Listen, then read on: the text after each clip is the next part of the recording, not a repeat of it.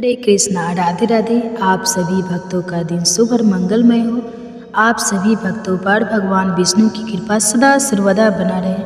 आज आप सुनिए माघ मास में आगे का अध्याय। श्री सुखदेव जी कहते हैं, मैत्री जी का यह भाषण सुनकर बुद्धिमान व्यास नंदन विदुर जी ने उन्हें अपनी वाणी से प्रसन्न करते हुए कहा। विदुर जी ने पूछा, ब्राह्मण, भगवान तो शुद्ध वाद स्वरूप निर्विकार और निर्गुण है, उनके साथ लीला से भी गुण और क्रिया का संबंध कैसे हो सकता है? बालक में तो कामना और दूसरों के साथ खेलने की इच्छा रहती है, इसी से वह खेलने के लिए प्रयत्न कर, किंतु भगवान को स्वतः नित्य तृप्त पूर्ण काम और सर्वदा असंग है, वे क्रीड़ा के लिए भी क्यों संकल्प करेंगे? भगवान ने अपनी गुण में माया से जगत की रचना की है, उसी से इसका पालन करते हैं और फिर उसी से संहार भी करेंगे। जिनके ज्ञान का देश काल अथवा अवस्था से अपने आप या किसी दूसरे निमित्त से भी कभी लोप नहीं होता, उनका माया के साथ किस प्रकार न सहयोग हो सकता है? एकमात्र यह भगवान ही समस्त क्षेत्रों में उनके साक्षी रूप में स्थित है। फिर उन्हें दुर्भाग्य या किसी प्रकार के कर्म जनित क्लेश की प्राप्ति कैसे हो सकती है? भगवान, इस ज्ञान संकट में पड़कर मेरा मन बड़ा खीन हो रहा है। आप मेरे मन के इस महान मोह को कृपा करके दूर कीजिए। श्री सुखदेव जी कहते हैं, तत्व जिज्ञासु विदुर जी की यह प्रेरणा प्राप्त कर अहंकारहीन श्री मैथ जी ने भगवान का स्मरण करते हुए मुस्कुराते हुए कहा। श्री मैथ जी ने कहा, जो आत्मा सबका स्वामी और सर्वथा मुक्त स्वरूप है, वही दानता और बंधन को प्राप्त हो, यह बात युक्त विरुद्ध अवश्य है, किंतु वस्तुतः यह तो भगवान की माया है। जिस प्रकार स्वप्न देखने वाले पुरुष को अपना सिर काटना आदि व्यापार ना होने पर भी अज्ञान के कारण सत्य व्रत भासने हैं, उसी प्रकार इस जीव को बनादि ना होते हुए भी अज्ञानवश भास रहे हैं। यदि यह कहा जाए कि फिर ईश्वर में इसकी प्रतीति क्यों नहीं होती, तो इसका उत्तर यह है कि जिस प्रकार जल में होने वाली काम अधिक्रिया जल में दिखने वाले चंद्रमा के प्रतिबिंब में ना होने पर भी भास है, आकाश चंद्रमा में नहीं, उसी प्रकार देहाभिमानी जीव में ही देह के मिथ्या धर्मों की प्रतीति होती है। परमात्मा में नहीं, निष्काम भाव से धर्मों का आचरण करने पर भगवत कृपा से प्राप्त हुए भक्ति योग के द्वारा यह प्रतीति धीरे धीरे निर्मित हो जाती है। जिस समय समस्त इंद्रिया विषयों से हटकर साक्षी परमात्मा श्री हरि में निश्चल भाव से स्थित हो जाती है, उस समय गाढ़ निद्रा में सोए हुए मनुष्य के समान जीव के राग द्वेष आदि सारे क्लेश सर्वथा नष्ट हो जाते हैं। श्री कृष्ण के गुणों का वर्णन एवं श्रवण अशेष दुख राशि को शांत कर देता है। फिर यदि हमारे हृदय में उनके चरण कमल की जज के सेवन का प्रेम जग पड़े, तब तो करना ही क्या है? विदुर जी ने कहा, भगवान, आपके युक्ति युक्त वचनों की तलवार से मेरे संदेह छीन भीन हो गए हैं। अब मेरा चित्त भगवान की स्वतंत्रता और जीव की परतंत्रता दोनों ही विषयों में खूब प्रवेश कर रहा है। दवन, आपको यह बात बहुत ठीक कही कि जीव को जो क्लेश आदि की प्रतीत हो रही है, उसका आधार केवल भगवान की माया ही है। वह क्लेश मिथ्या एवं निर्मूल ही है, क्योंकि इस विश्व का मूल कारण ही माया के अतिरिक्त और कुछ नहीं है। इस संसार में दो ही प्रकार के लोग सुखी है, या तो जो अत्यंत मूर्ख है या जो बुद्धि आदि से अतीत है। श्री भगवान को प्राप्त कर चुके हैं। बीच की श्रेणी के संपन्न लोग तो दुखी भोगते हैं। भागवत अपनी कृपा से मुझे यह निश्चय हो गया कि पदार्थ वस्तु है, नहीं केवल प्रतीत ही होते हैं। अब मैं आपके चरणों की सेवा के प्रभाव से उस प्रतीत को भी हटा दूंगा। इन श्री चरणों की सेवा से नित्य सिद्ध भगवान श्री मधुसूदन के चरण कमलों में उत्कट प्रेम और आनंद की वृद्धि होती है, जो आवागमन की यातना का नाश कर देती हैं। महात्मा लोग भगवत प्राप्ति के साक्षात मार्गी होते हैं। उनके यहाँ सर्वदा देव देव श्रीहरि के गुणों का गान होता रहता है। अल्प पुण्य पुरुष को उनकी सेवा का अड़ मिलना अत्यंत कठिन है। भगवान आपने कहा कि सृष्टि के प्रारंभ में भगवान ने क्रमशः मदारी तत्व और उनके विकारों को रचकर फिर उनके अंशों से विराट को उत्पन्न किया और इसके पश्चाताप से वे स्वयं उससे प्रविष्ट हो गए। उन विराट के हजारों पैर और बाहें हैं, उन्हीं के वेद आदि पुरुष कहते हैं। उन्हीं में यह सब लोग विस्तृत रूप से स्थित है। उन्हीं में इंद्रिय विषय और इंद्रिय अभिमानी देवताओं के सहित 10 प्रकार के प्राण का, जो इंद्रिय बल, मनोबल और शारीरिक बल रूप से 3 प्रकार के हैं, आपके वर्णन किया है। और इन्हीं से ब्राह्मण द्विवर्ण भी उत्पन्न हुए हैं। अब आप मुझे उन्हीं ब्रह्मदेव की भी किस क्रम से रचना की, मैत्र जी, मनु के वंश और वंशधर राजाओं के चरित्रों का, पृथ्वी के ऊपर और नीचे के लोकों तथा भूलों के विस्तार एवं स्थिति का भी वर्णन कीजिए, तथा यह भी बताइए कि मनुष्य, देवता, सरीसृप और पक्षी तथा जरायुज, स्वेज, अंडज और उदज के 4 प्रकार के प्राणी किस प्रकार उत्पन्न हुए। श्रीहरि ने सृष्टि करते समय जगत की उत्पत्ति, स्थिति और संहार के लिए अपने गुणावता ब्रह्मा, विष्णु और महादेव रूप से जो कल्याण का लीलाएं की, उनका भी वर्णन कीजिए। ब्राह्मण अर्थ, धर्म, काम और मोक्ष की प्राप्ति के परस्पर अवरोधित साधनों का, वाणिज्य, दंड नीति और शास्त्र श्रवण की विधियों का, साध की विधि का, प्रीत गणों की सृष्टि का तथा काल चक्र में ग्रह, नक्षत्र और तारागण की स्थिति का भी अलग अलग वर्णन कीजिए। दान, तप तथा इष्ट और पूर्व कर्मों का क्या फल है। प्रवास और आपत्ति के समय मनुष्य का क्या धर्म है। निष्पाप मैत्र जी, धर्म के मूल कारण श्री जनार्दन भगवान किस आचरण से संतुष्ट होते हैं और किन पर अनुग्रह करते हैं, यह वर्णन कीजिए। द्विज और दीन वत्सल गुरुजन अपने अनुज शिष्यों और पुत्रों को बिना पूछे भी उनके हित की बात बतला दिया करते हैं। भगवान उन मदारी तत्वों का प्रलय कितने प्रकार का है, तथा जब भगवान लोग निद्रा में सहन करते हैं तब उनमें से कौन कौन तत्व उनकी सेवा करते हैं और कौन उनमें लीन हो जाते हैं। जीवन का तत्व, परमेश्वर का स्वरूप, उपनिषद प्रतिपादित ज्ञान तथा गुरु और शिष्य का पारस्परिक प्रयोजन क्या है। पवित्र आत्मा विद्वानों ने उस ज्ञान की प्राप्ति के क्या क्या उपाय बतलाए हैं, क्योंकि मनुष्य को ज्ञान, भक्ति अथवा वैराग्य की प्राप्ति अपने आप तो हो ही नहीं सकती। ब्राह्मण माया मोह के कारण मेरे विचार दृष्टि नष्ट हो गई है। मैं अज्ञ हूँ, आप मेरे परम सुहृद हैं। अतः श्री हरि लीला का ज्ञान प्राप्त करने की इच्छा से मैंने जो प्रश्न किए हैं उनका उत्तर मुझे दीजिए। पुण्य मैत्र जी, भागवत तत्व के उपदेश द्वारा जीवन को जन्म मृत्यु से छुड़ाकर उसे अभय कर देने में जो पुण्य होता है, समस्त वेदों के अध्ययन, यज्ञ, तपस्या और दान आदि से होने वाला पुण्य उस पुण्य के वंश के बराबर भी नहीं हो सकता। श्री सुखदेव जी कहते हैं, राजन, जब कुरु विदुर जी ने मुनिवर मित्र जी से इस प्रकार पुराण विषयक प्रश्न किए तब भगवत चर्चा के लिए प्रेरित किए जाने के कारण वे बड़े प्रसन्न हुए। तो इसी के साथ ये अध्याय समाप्त हुआ। आप सुनिए भागवत महापुराण की कथा। मैत्र ऋषि ने आगे कहा, सर्वशक्तिमान भगवान ने जब देखा कि आपस में संगठित ना होने के कारण यह मेरी मतत्व आदि शक्तियाँ विश्व रचना के कार्य में असमर्थ हो रही है, तब वे काल शक्ति को स्वीकार करके एक साथी महत्व, अहंकार, पंचभूत, पंच तन, मात्रा और मन सहित 11 इंद्रियां, इन 23 तत्वों के समूह में प्रविष्ट हो गए। उनमें प्रविष्ट होकर उन्होंने जीवों के समय हुआ अष्टगाठा और परस्पर विलग हुए उन तत्व समूह को अपनी क्रिया शक्ति के द्वारा आपस में मिला दिया। इस प्रकार जब भगवान ने हुआ, यह तत्व का परिणामी विराट पुरुष है, जिसमें चर जगत विद्यमान है। जल के भीतर जो अंड रूप आश्रय स्थान था, उसमें वह हिरण्य में विराट पुरुष संपूर्ण जीवों को साथ लेकर 1000 दिव्य वर्षों तक रहा। वह विश्व रचना करने वाला तत्वों का गर्भ था तथा ज्ञान, क्रिया और आत्म शक्ति से संपन्न था। इन शक्तियों से उसने स्वयं अपने क्रमशः एक हृदय रूप, 10 प्राण रूप और 3 आध्यात्मिक आदि, देविक आदि भौतिक विभाग किए। यह विराट पुरुष प्रथम जीव होने के कारण, समस्त जीवों का आत्मा जीव रूप होने के कारण, परमात्मा अंश और प्रथम अभिव्यक्त होने के कारण भगवान का आदि अवतार है। यह संपूर्ण भूत समुदाय इसी में प्रकाशित होता है। यह आध्यात्मक, अद्भुत और आदि देव रूप से 3 प्रकार का, प्राण रूप से 10 प्रकार का और हृदय रूप से 1 प्रकार का है।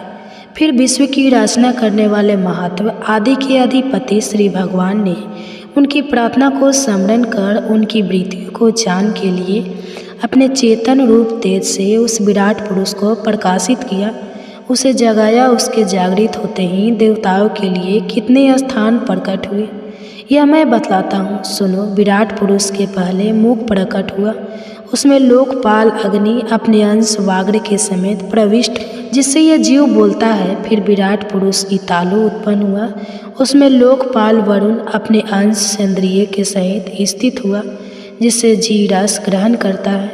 इसके पश्चात उस विराट पुरुष के नथुने प्रकट हुए, उनमें दोनों अश्विनी कुमार अपने अंश ग्रहण इंद्रियों के सहित प्रविष्ट हुए, जिससे जीव गंध ग्रहण करता है। इस प्रकार जब उस विराट पुरुष देह में आंखें प्रकट हुई, तब उनमें अपने अंश केंद्र के सहित लोकपति सूर्य ने प्रवेश किया, जिस केंद्र से पुरुष को विविध रूपों का ज्ञान होता है। फिर उस विराट विग्रह में त्वचा उत्पन्न हुआ, उसमें अपने अंश तत्व केंद्र के सहित वायु स्थित हुआ, जिस तत्व केंद्र से जीव स्पर्श का अनुभव करता है। जब उसके कर्ण छिद्र प्रकट हुए, तब उनमें अपने अंश श्रवण इंद्र के सहित दिशाओं ने प्रवेश किया, जिस वेद्र से जीवों को शब्द का ज्ञान होता है। फिर विराट शरीर में चम्र उत्पन्न हुआ, उसमें अपने अंश रेमों के सहित औषधियाँ स्थित हुई। इसके पश्चाताप उसके हाथ प्रकट हुए, उनमें अपने ग्रहण त्याग रूप शक्ति के सहित देवराज इंद्र ने प्रवेश किया। इस शक्ति से जीव अपनी जीविका प्राप्त करता है। जब इसके चरण उत्पन्न हुए, तब उनमें अपनी शक्ति गति के सहित लोकेश्वर विष्णु ने प्रवेश किया। इस गति शक्ति द्वारा जीव अपने गंतव्य स्थान पर पहुँचता है। फिर इसके बुद्धि उत्पन्न हुए, अपने इस स्थान में अपने अंश बुद्धि शक्ति के साथ वाक्पति ब्रह्मा ने प्रवेश किया। उस बुद्धि शक्ति से जीव जन्म विषय को जान सकता है। फिर इसमें हृदय प्रकट हुआ, उसमें अपने अंश मन के सहित चंद्रमा स्थित हुआ। इस मन शक्ति के द्वारा जीव संकल्प विकल्प आदि रूप विकारों को प्राप्त होता है। तत्पश्चात विराट पुरुष में अहंकार उत्पन्न हुआ, इस अपने आश्रय में क्रिया शक्ति सहित अभिमान रुद्र ने प्रवेश किया। इससे जीव अपने कर्तव्य को स्वीकार करता है। अब इसमें चित्त प्रकट हुआ, इसमें चित्त शक्ति से सहित महत्व ब्रह्मा स्थित हुआ। इस चित्त शक्ति से जीव विज्ञान को उपलब्ध करता है। इस विराट पुरुष के सिर से स्वर्ग लोक, पैरों से पृथ्वी और नाभि से अंतरिक्ष उत्पन्न हुआ। इसमें क्रमशः सत्व राज और तम इन तीन गुणों के परिणाम रूप देवता मनुष्य और प्रेत आदि देखे जाते हैं। इसमें देवता लोग सत्व गुण की अधिकता के कारण स्वर्ग लोक में मनुष्य और उनके उपयोगी गौ आदि जीव रजोगुण की प्रधानता के कारण पृथ्वी लोक में तथा तमोगुण स्वभाव वाले होने से रुद्र के पार्षदगण भूत प्रेत आदि दोनों के बीच में स्थित भगवान के नाभि स्थानीय अंतरिक्ष लोक में रहते हैं। विदुर जी वेद और ब्राह्मण भगवान के मुख से प्रकट हुए। मुख से प्रकट होने के कारण ही ब्राह्मण सब वर्णों में श्रेष्ठ और सबका गुरु है। उनकी भुजाओं से क्षत्रिय वृत्ति और उनका अवलंब करने वाला क्षत्रिय वर्ण उत्पन्न हुआ, जो विराट भगवान का अंश होने के कारण जन्म लेकर सब वर्णों की चोर आदि के उपद्रव से रक्षा करता है। भगवान की दोनों जांघों से सब लोगों का निर्वाह करने वाली वैश्य वृत्ति उत्पन्न हुई और उन्हीं से वैश्य वर्ण का भी प्रादुर्भाव हुआ। यह वर्ण अपनी वृत्ति से सब जीवों की जीविका चलाता है। फिर सब धर्मों की सिद्धि के लिए भगवान के चरणों से सेवा वृत्ति प्रकट हुई और उन्हीं से पहले पहल उस वृत्ति का अधिकार शूद्र वर्ण भी प्रकट हुआ, जिसकी वृत्ति से ही श्रीहरि प्रसन्न हो जाते हैं। ये चारों वर्ण अपनी अपनी वृत्तियों के सहित जिनसे उत्पन्न हुए हैं और अपने गुरु श्रीहरि का अपने अपने धर्मों से चित्त शुद्धि के लिए सदापूर्वक पूजन करते हैं। विदुर जी यह विराट पुरुष काल कर्म और स्वभाव शक्ति से युक्त भगवान की योग माया के प्रभाव को प्रकट करने वाला है।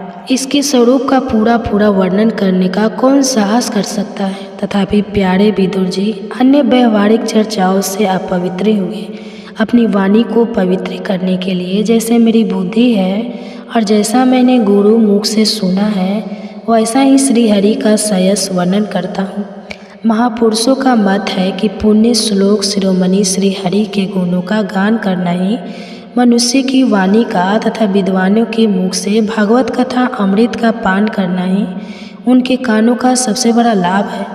वह थम ही नहीं, अधिक कवि श्री ब्रह्मा जी ने 1000 दिव्य वर्षों तक अपनी योग परिपक्व बुद्धि से विचार किया, तो भी क्या वे भगवान की अमित महिमा का पा सके। अतः भगवान की माया बड़े बड़े माया को भी मोहित कर देने वाली है, उसके चक्कर में डालने वाली चाल अनंत है। अतः स्वयं भगवान भी उसकी थाह नहीं लगा सकते, फिर दूसरी की तो बात ही क्या है। जहाँ ना पहुंचकर मन के सहित वाणी भी लौट आती है, तथा जिनका पार पाने में अहंकार के अभिमानी रुद्र तथा अन्य इंद्रिय अधिष्ठाता देवता भी समर्थ नहीं है, उन श्री भगवान को हम नमस्कार करते हैं। तो इसी के साथ ये अध्याय समाप्त हुआ। इसके आगे अब सुनिए भागवत महापुराण की कथा। फिर ब्राह्मणों की आज्ञा पाकर यादव ने भोजन किया और वारुणी मदिरा पी, उससे उनका ज्ञान नष्ट हो गया और वे दुर्वचनों से एक दूसरे के हृदय को चोट पहुंचाने लगे। मदिरा के नशे में उनकी बुद्धि बिगड़ गई और जैसे आपस की गंगर से बांसों में आग लग जाती है, उसी प्रकार सूर्यास्त होते होते उनमें मार काट होने लगी। भगवान अपनी माया की उस विचित्र गति को देखकर सरस्वती के जल से आचमन करके एक वृक्ष के नीचे बैठ गए। इससे पहले ही शरणागत का दुख दूर करने वाले भगवान श्री कृष्ण ने अपने कुल का संहार करने की इच्छा होने पर मुझसे कह दिया था कि तुम बद्री का आश्रम चले जाओ। वेदो जी, इससे यद्यपि मैं उनका आशय समझ गया था, तो भी स्वामी के चरणों का वियोग ना कर सकने के कारण मैं उनके पीछे पीछे प्रवास क्षेत्र में पहुंच गया। वहां मैंने देखा कि जो सबसे आश्रय है, किंतु जिनका कोई और आश्रय नहीं है, वे प्रियतम प्रभु सौभ धाम श्याम सुंदर सरस्वती के तट पर अकेले ही बैठे। दिव्य विशुद्ध सत्व में अत्यंत सुंदर श्याम शरीर है, शांति से भरी रत्न नारी आँखें हैं, उनकी 4 भुजाएं और रेशमी पीताम्बर देखकर मैंने उनको दूर से ही पहचान लिया। वे एक पीपल के छोटे से वृक्ष का सहारा लिए जांघ पर दाया चरण कमल रखे बैठे थे।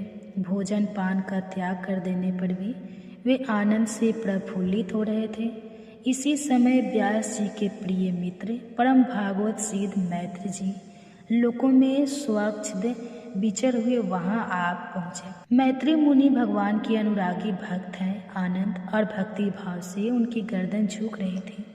उनके सामने श्री हरि ने प्रेम एवं मुस्कान युक्त चितवन से मुझे आनंदित करते हुए कहा।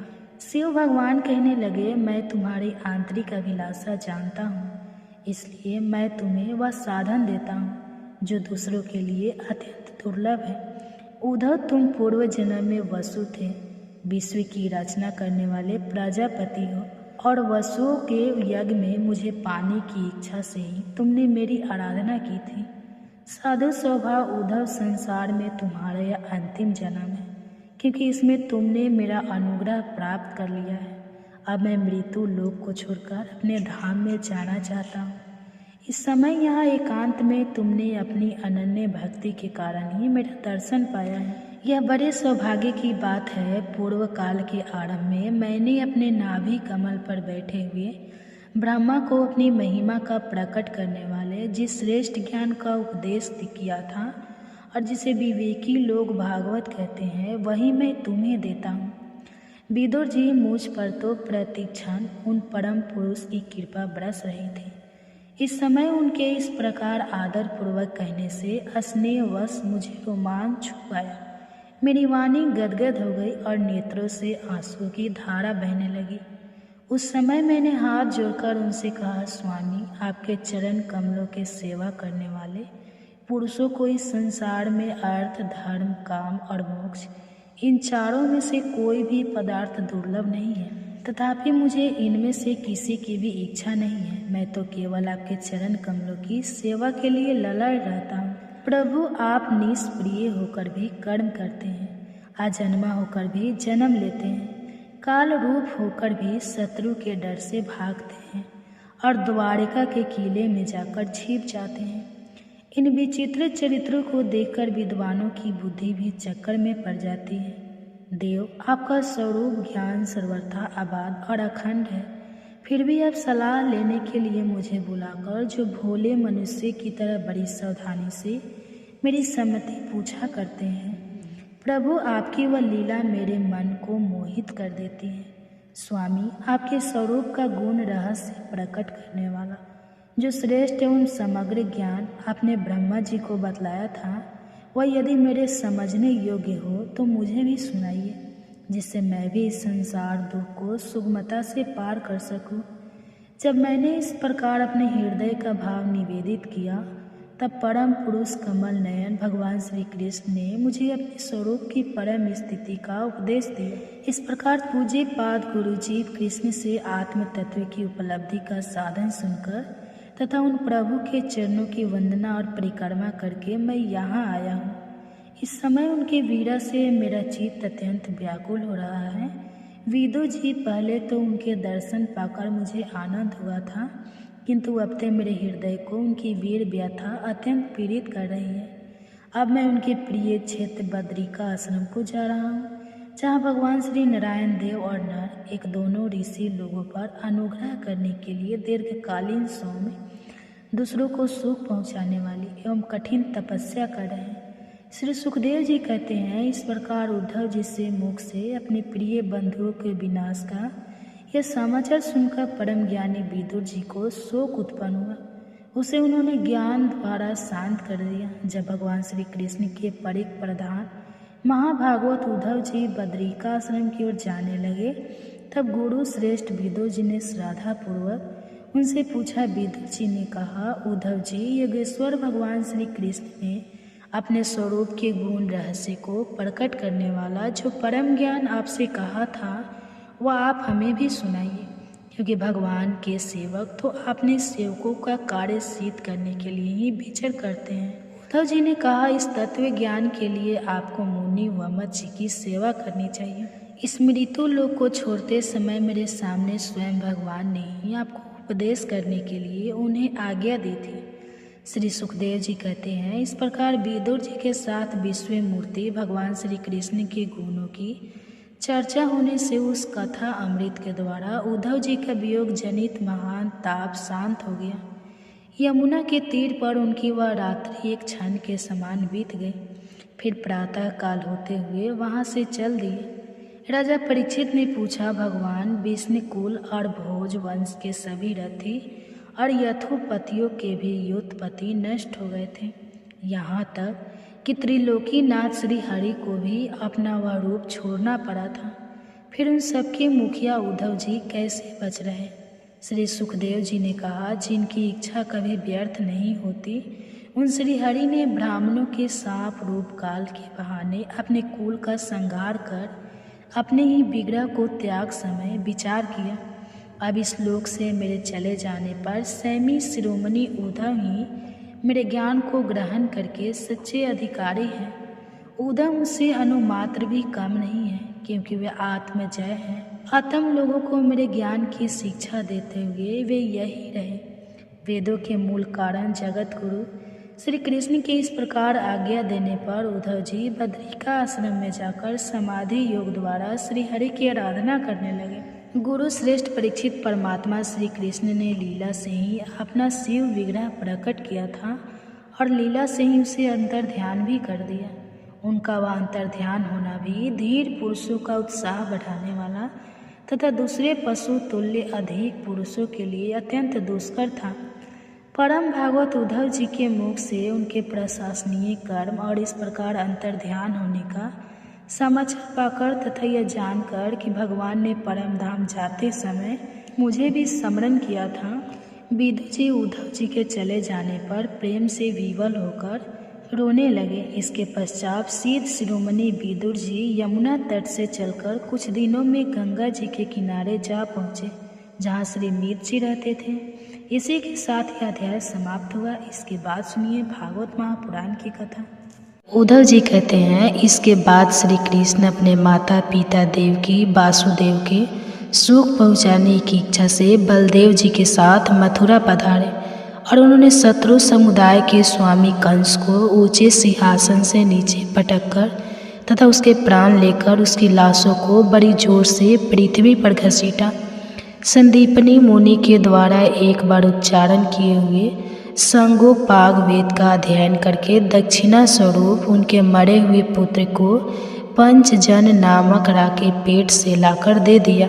भस्मक नंदिनी रुक्मणी के सौंदर्य से अथवा रुक्मी के बुलाने से जो शिशुपाल और उसके सहायक वहां आए हुए थे, उनके सिर पर पैर रखकर गंधर्व विधि के द्वारा विवाह करने के लिए अपने नित्य संगिनी रुक्मणी को वे वैसे ही हरण कर लाए जिसे गरुड़ अमृत कलश को ले आए थे। स्वयंवर में 7 बिना नथे हुए बैलों को नाथ कर सत्य से विवाह किया। इस प्रकार मान भंग हो जाने पर मूर्ख राजाओं ने शस्त्र उठाकर राजकुमारी को छीनना चाहा। तब भगवान श्री कृष्ण ने स्वयं घायल हुए बिना उन्हें अपने शास्त्रों से मार डाला। भगवान विषय पुरुषों किसी लीला करते हुए अपने प्राण प्रिय सत्यभामा को प्रसन्न करने की इच्छा से उनके लिए स्वर्ग से कल्प वृक्ष उखाड़ लाए। उस समय इंद्र ने क्रोध से अंधे होकर अपने सैनिकों सहित उन पर आक्रमण कर दिया, क्योंकि वह निश्चय ही अपनी स्त्रियों का कड़ा मृग बना हुआ है। अपने विशाल लडोल से आकाश को भी ढक देने वाले अपने पुत्र भूमा को भगवान के हाथ से मरा हुआ देखकर पृथ्वी ने जब उनसे प्रार्थना की, तब उन्होंने भूमासुर के पुत्र भगत को उसका बचा हुआ राज्य देकर उसके अतःपुर में प्रवेश किया। वहाँ भमासुर द्वारा हड़कल लाई हुई बहुत सी राजकन्याएं थीं। 3 बंधु श्री कृष्ण चंद्र को देखते ही खड़ी हो गई और सबने महान हर्ष लज्जा एवं प्रेम पूर्ण चितवन से तत्काल ही भगवान को पति रूप में वर्ण कर लिया। तब भगवान ने अपनी नीच शक्ति योग माया से उन लाओं के अनुरूप उतने ही रूप धारण कर उन सबका अलग अलग महलों में एक ही मुहूर्त में विधिवत पानी ग्रहण किया। जब काल, यवन, जरास और साला आदि ने अपनी सेनाओं से मथुरा और द्वारिकापुरी को घेरा था, तब भगवान ने नीच जनों को अपनी अलौकिक शक्ति देकर उन्हें स्वयं मरवाया था। जब द्विंद, वनासुर, मूर, बलवल तथा दंत वक्त आदि अन्य योद्धाओं में से किसी को उन्होंने स्वयं मारा था और किसी को दूसरे से मरवाया। इसके बाद उन्होंने आपके भाई धृतराष्ट्र और पांडु के पुत्रों का पक्ष लेकर आए हुए राजाओं का भी संहार किया, जिनके सेना सहित कुरुक्षेत्र में पहुंचकर पृथ्वी डगमगाने लगी थी। कर्ण, दुशासन और शकुनि की खोटी सलाह से जिसकी आयु और श्री दोनों नष्ट हो चुकी थी, तथा भीमसेन की गदा से जिसकी जांघ टूट चुकी थी, उस दुर्योधन को अपने साथियों के सहित पृथ्वी पर पड़ा देखकर भी उन्हें प्रसन्नता नहीं हुई। वे सोचने लगे, यदि द्रोण, भीष्म, अर्जुन और भीमसेन के द्वारा इस 18 अक्षण सेना का विपुल संहार हो भी गया तो इससे पृथ्वी का कितना भार हल्का हुआ। अभी तो मेरे अंश रूप प्रद्युम्न आदि के बल से बढ़े हुए यादव का दूस दल बना ही हुआ है। जब यह मधुपान से मतवाले हो लाल लाल आंखें करके आपस में लड़ने लगेंगे, तब उससे ही इनका नाश होगा। इसके सिवा और कोई उपाय नहीं है। असल में मेरे संकल्प करने पर ये स्वयं ही अंतर ध्यान हो जाएंगे। यह सोचकर भगवान ने युधिष्ठिर को अपनी पत्रिक राजगद्दी पर बैठाया और अपने सभी सगे संबंधियों को सत्पुरुषों का मार्ग दिखाकर आनंदित किया। उत्तरा के उदर में जो अभिमन्यु ने पूर्व वंश का बीज स्थापित किया, वह भी अश्वत्थामा के ब्रह्मास्त्र से नष्ट सा हो चुका था, किंतु भगवान ने उसे बचा लिया। उन्होंने धर्मराज दृष्टि से 3 अश्वमेध यज्ञ करवाए और वे भी श्री कृष्ण के अनुगामी होकर अपने छोटे भाइयों की सहायता से पृथ्वी की रक्षा करते हुए बड़े आनंद से रहने लगे। विश्वतामा श्री भगवान ने भी द्वारिकापुरी में रहकर लोक और वेद की मर्यादा का पालन करते हुए सब प्रकार के भोग भोगे, किंतु सांख्य योग की स्थापना करने के लिए उन कभी आसक्त नहीं हुए। मधुर मुस्कान, स्नेह, चितवन, सुधामयी वाणी, निर्मल चरित्र तथा समस्त शोभा और सुंदरता के निवास अपने ही विग्रह से लोक परलोक और विशेषतः यादव को आनंदित किया तथा रात्रि में अपनी प्रिया के साथ क्षणिक अनुराग युक्त होकर सुयोजित विहार किया और इस प्रकार उन्होंने भी सुख दिया। इस तरह बहुत वर्षों तक विहार करते करते उन्हें गृहस्थ आश्रम संबंधित भोग सामग्रियों से वैराग्य हो गया। भोग सामग्रियाँ ईश्वर के अधीन है और जीव भी उन्हीं के अधीन है। जब योगेश्वर भगवान श्री कृष्ण को ही उनसे वैराग्य हो गया, तब भक्ति योग के द्वारा उनका अनुगमन करने वाला भक्त तो उन पर विश्वास ही कैसे करेगा। एक बार द्वारिकापुरी में खेलते हुए यदुवंशी और भोजवंशी बालकों ने खेल खेल में कुछ मुनीश्वर को चिढ़ा दिया। तब यादव कुल का नासी भगवान को अभीष्ट है, यह समझकर उन ऋषियों ने बालकों को श्राप दे दिया। इसके कुछ ही महीनों बाद भावी वंश विष्णुभोज और अधंकवशी यादव बड़े हर्ष से रथों पर चढ़कर प्रवास क्षेत्र हो गए। वहाँ स्नान करके उन्होंने उस तीर्थ के जल से पितर देवता और ऋषियों का तर्पण किया था तथा ब्राह्मणों को श्रेष्ठ गाय दी। उन्होंने सोना, चांदी, सया, वस्त्र, मृग, चर्म, कंबल, पालकी, रथ, हाथी, कल्या और ऐसी भूमि जिसके जीविका चल सके तथा नाना प्रकार के सरासन भी भगवत अर्पण करके ब्राह्मणों को दिए। इसके पश्चाताप गौ और ब्राह्मणों के लिए ही प्राण धारण करने वाले उन वीरों ने पृथ्वी पर सिर टेककर उन्हें प्रणाम किया। तो इसी के साथ यह अध्याय समाप्त हुआ। आप सुनिए भागवत की कथा। विदुर जी ने परम भक्त उद्धव जी से इस प्रकार उसके प्रीतम श्री कृष्ण से संबंध रखने वाली बातें पूछी। तब उन्हें अपने स्वामी का स्मरण हुआ आया और वे हृदय भर आने के कारण कुछ भी उत्तर ना दे सके। जब ये 5 वर्ष के थे तब बालकों की तरह खेल में ही श्री कृष्ण जी की मूर्ति बनाकर उनकी सेवा पूजा में ऐसे तन्मय हो जाते थे कि कलेब के लिए माता के बुलाने पर भी उसे छोड़कर नहीं जाना चाहते थे। अब तो दीर्घ काल से ही उन्हीं की सेवा में रहते रहते यह बूढ़े हो चले थे। अतः विदुर जी के पूछने पर उन्हें अपने प्यारे प्रभु के चरण कमलों का स्मरण हो आया। उनका चित्त वीरज से व्याकुल हो गया। फिर वे कैसे उत्तर दे सकते थे। उद्धव जी श्री कृष्ण के चरणारविंद मकरद सुधा से सरोवर होकर 2-2 घड़ी तक कुछ भी नहीं बोल सके। तीव्र भक्ति योग से उसमें डूबकर वे आनंद मग्न हो गए। उनके सारे शरीर में रोमांच हुआ तथा मुंडे हुए नेत्रों से प्रेम के आंसुओं की धारा बहने लगी। उद्धव जी को इस प्रकार प्रेम प्रभाव में डूबे हुए देखकर विदुर जी ने उन्हें कृत माना। कुछ समय बाद जब उद्धव जी भगवान के प्रेम धाम से उतरकर पुनः धीरे धीरे संसार में आए, तब अपने नेत्रों को पोंछकर भगवान लीलाओं का स्मरण हुआने से विस्मित विदुर जी से इस प्रकार कहने लगे। उद्धव जी बोले, विदुर जी, श्री कृष्ण रूप सूर्य के छिप जाने से हमारे घरों को काल रूप अजगर ने खा डाला है। वे श्रीहीन हो गए हैं। अब मैं उनकी क्या कुशल सुनाऊं। ओ यह मनुष्य लोग बड़ा ही अभागा है। इसमें भी यादव तो नितांत भाग्यहीन है, जिन्होंने निरंतर श्री कृष्ण के साथ रहते हुए भी उन्हें नहीं पहचाना।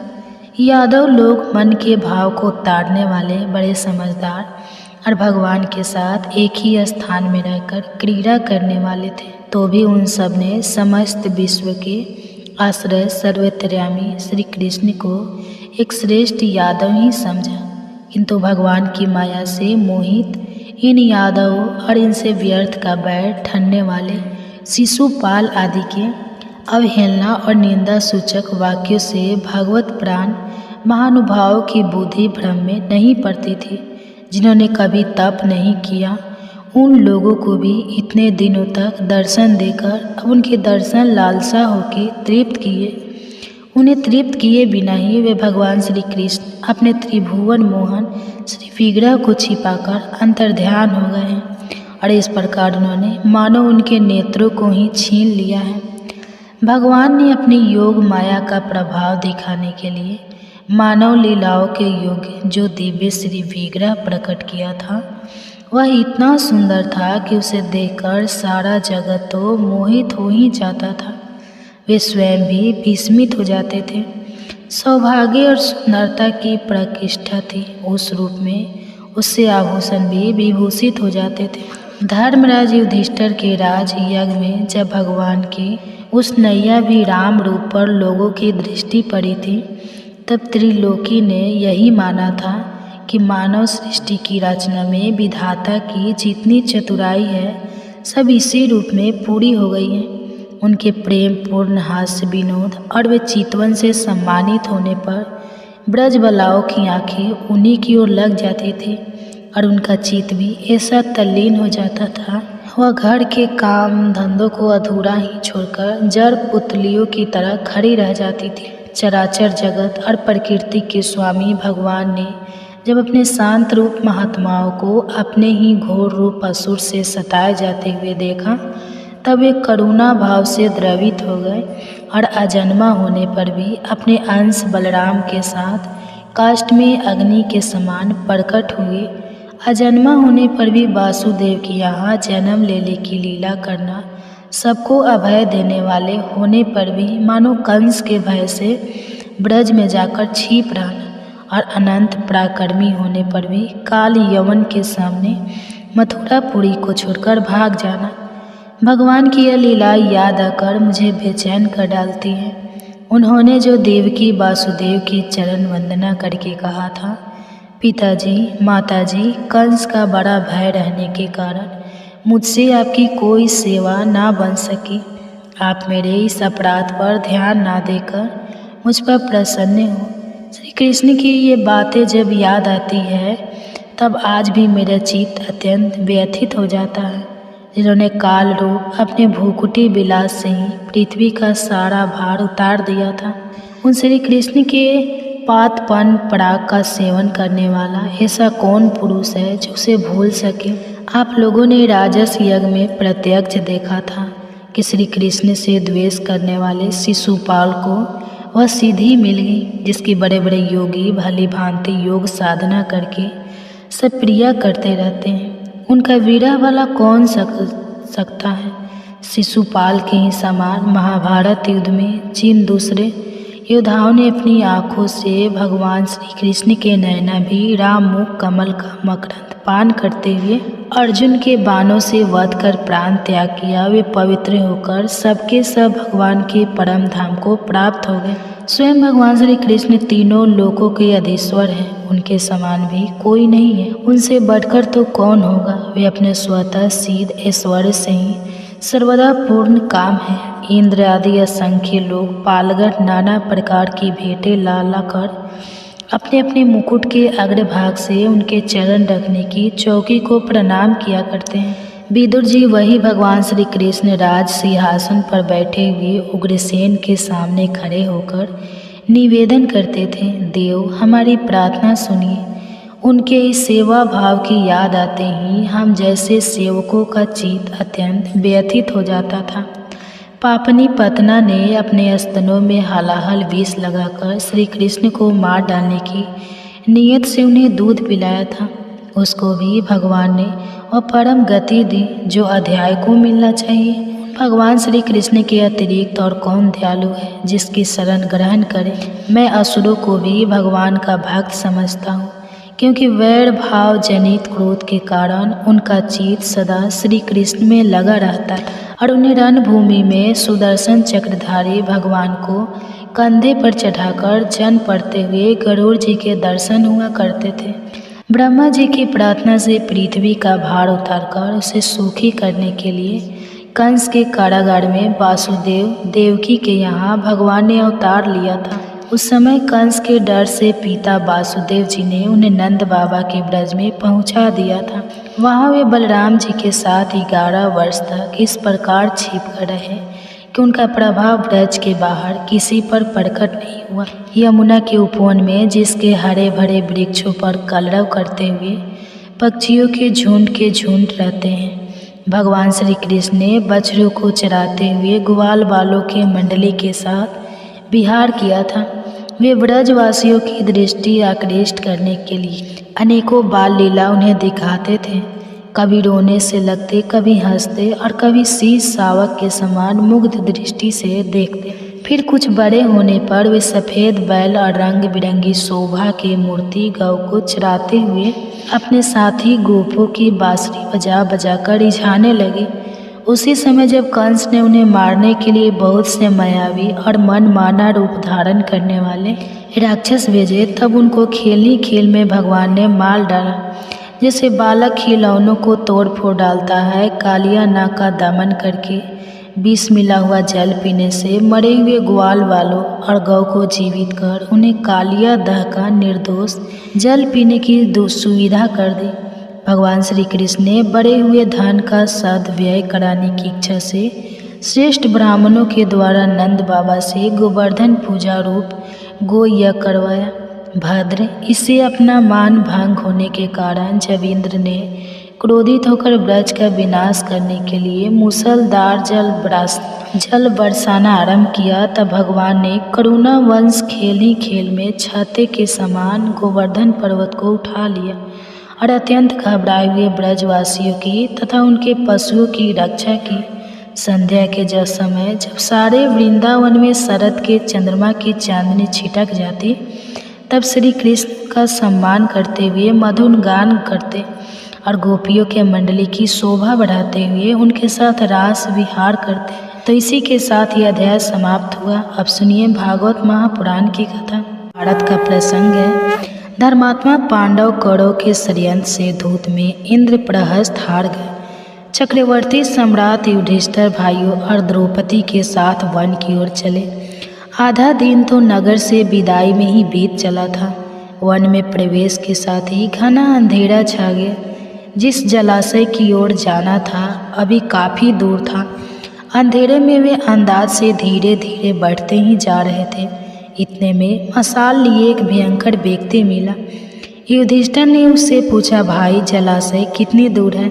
मैं युधिष्ठिर और मेरे भाई भीम, अर्जुन, नकुल, सहदेव तथा द्रौपदी यहाँ वनवास के लिए आए हुए हैं। वह था किरमी राक्षस। उसने कहा, ओ मेरे भाई बकासुर का हत्यारा भीम, मैं कब से तुम्हें ढूंढ रहा था। आज मिले हो। अब मैं तुम्हें मारकर अपने भाई का बदला लूँगा।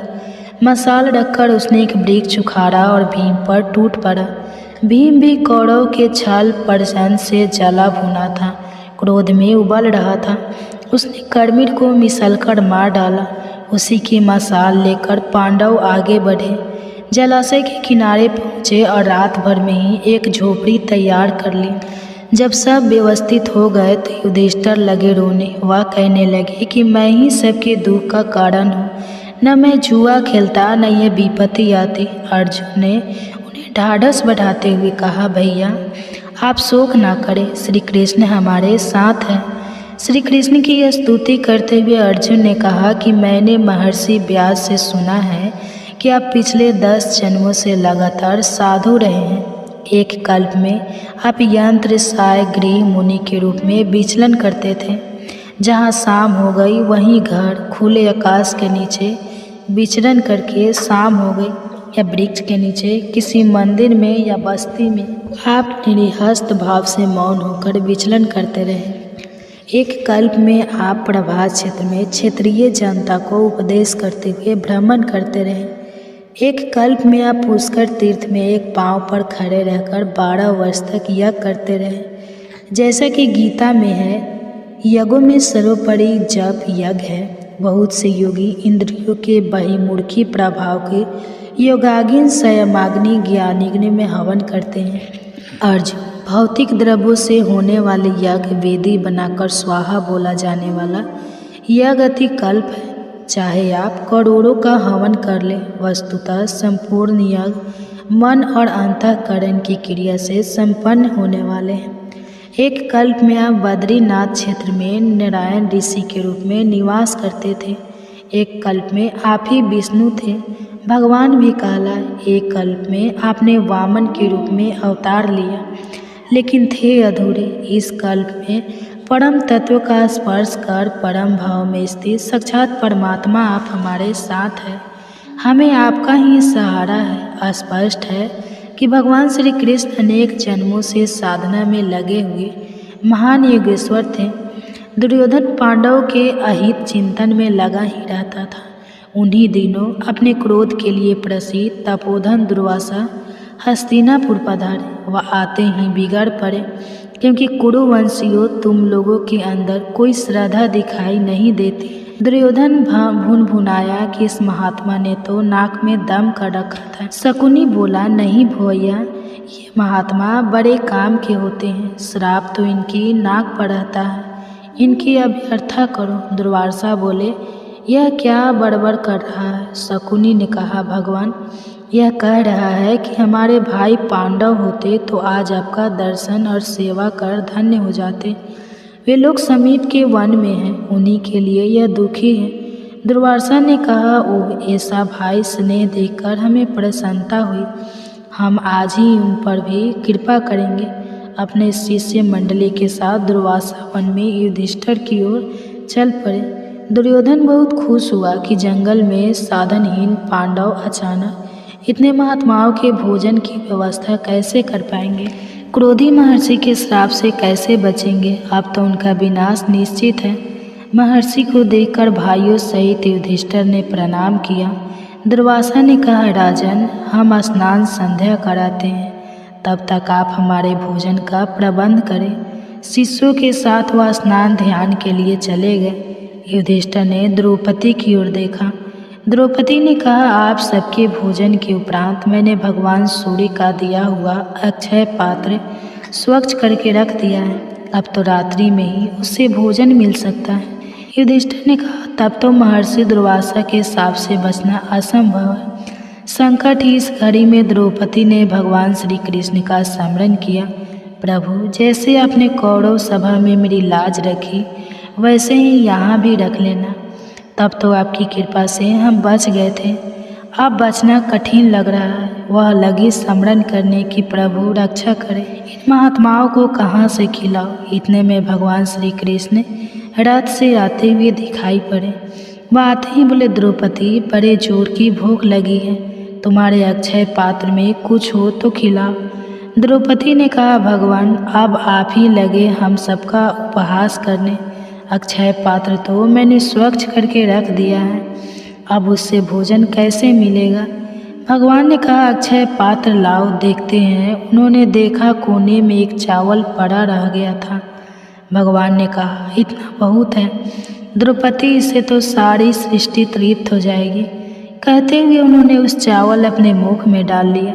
जलाशय में स्नान करते हुए महात्माओं को डकारे आने लगे।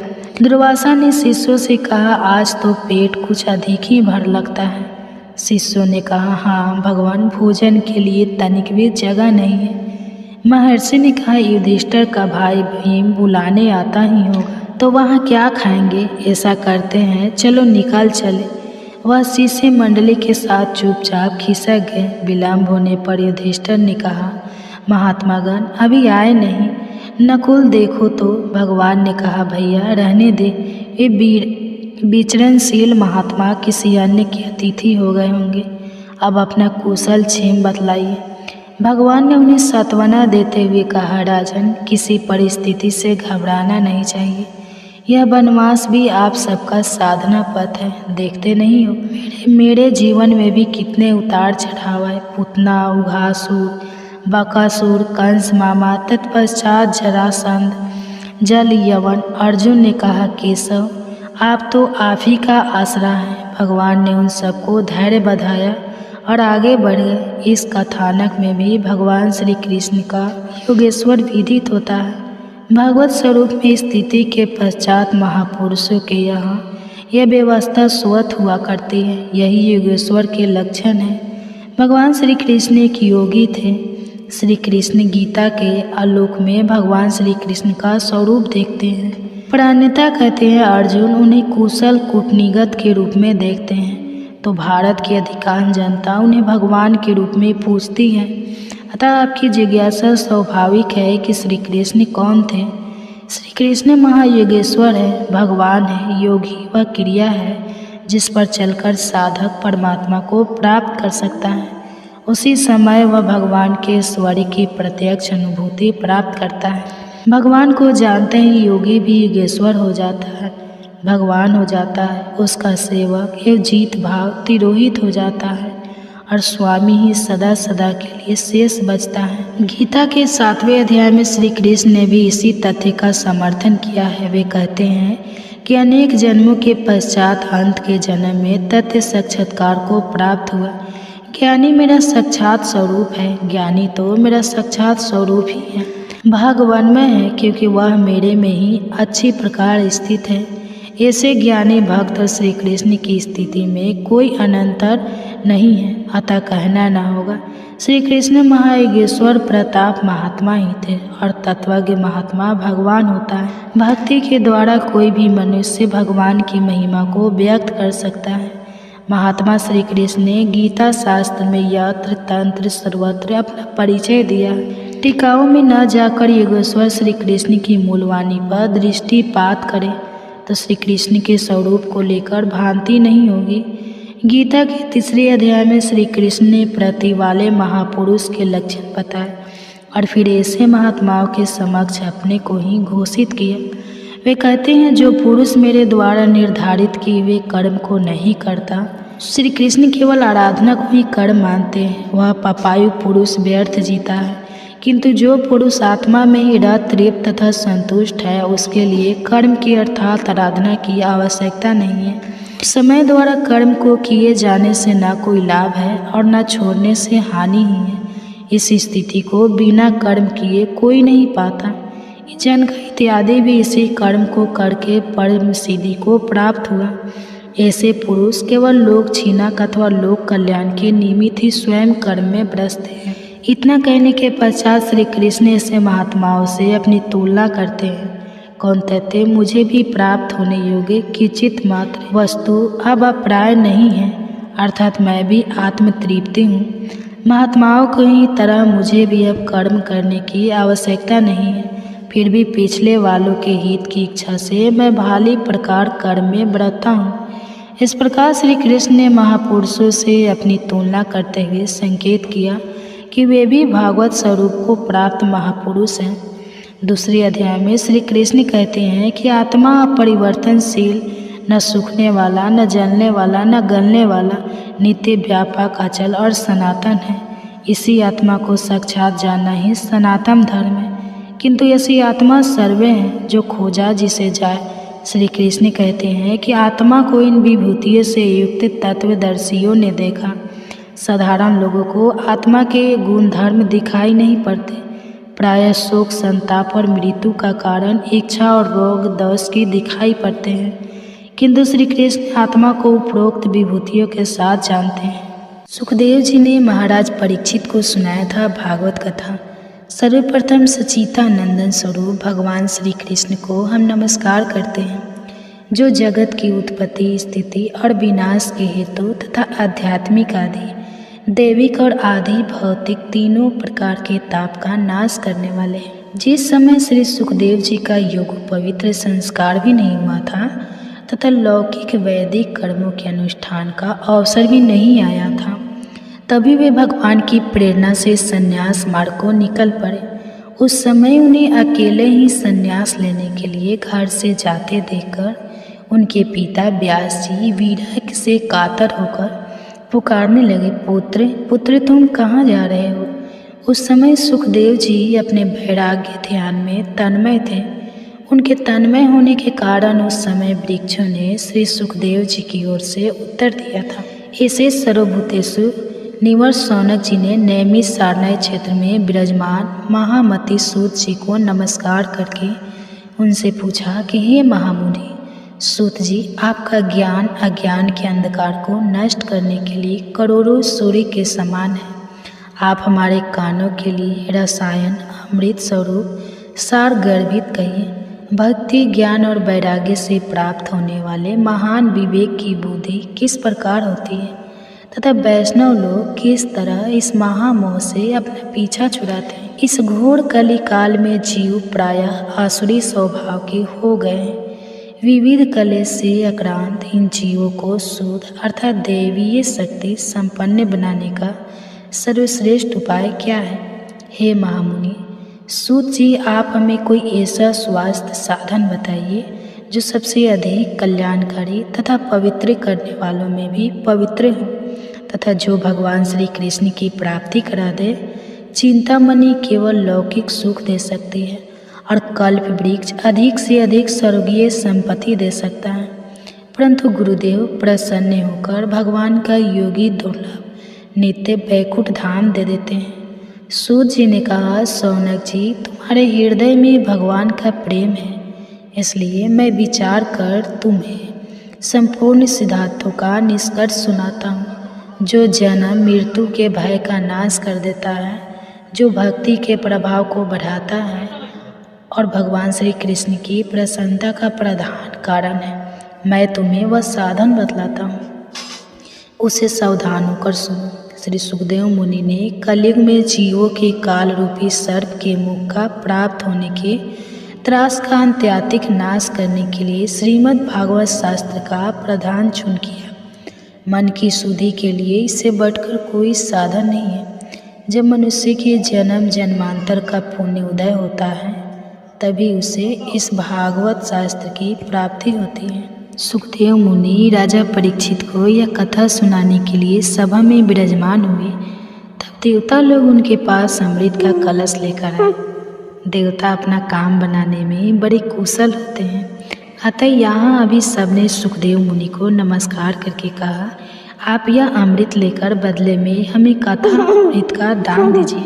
कहा, आप यह अमृत लेकर बदले में हमें कथा अमृत का दान दीजिए।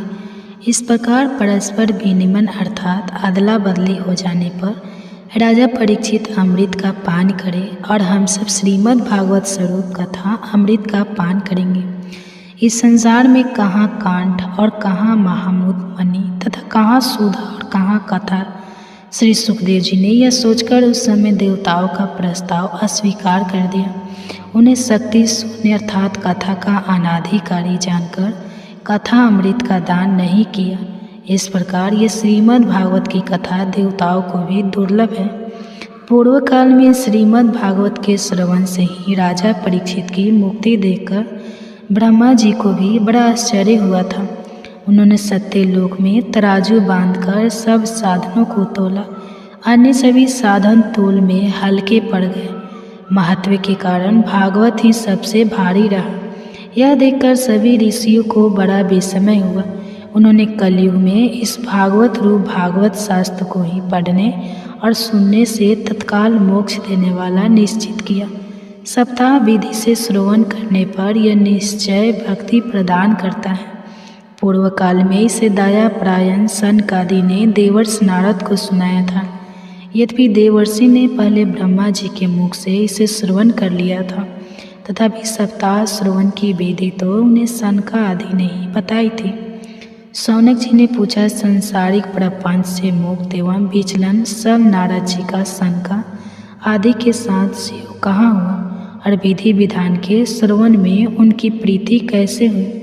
सूत जी ने कहा, अब मैं तुम्हें वह भक्तिपूर्ण कथानक सुनाता हूँ जो श्री सुखदेव जी ने मुझे अपना अनन्य शिष्य जानकर एकांत में सुनाया था। एक दिन विशालापुरी में वे चारों निर्मल ऋषि सत्संग के लिए आए।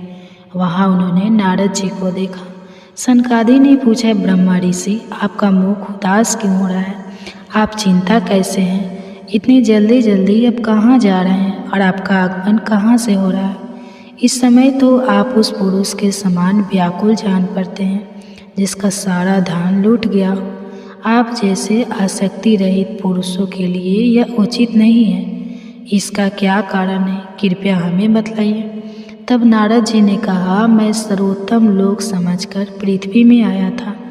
यहाँ पुष्कर, प्रयाग, काशी, गोदावरी, नासिक, हरिद्वार, कुरुक्षेत्र, श्रीरंग और सेतुबंध आदि कई तीर्थों में इधर उधर विचर रहा, किंतु मुझे कहीं भी मन को संतोष देने वाली शांति नहीं मिली।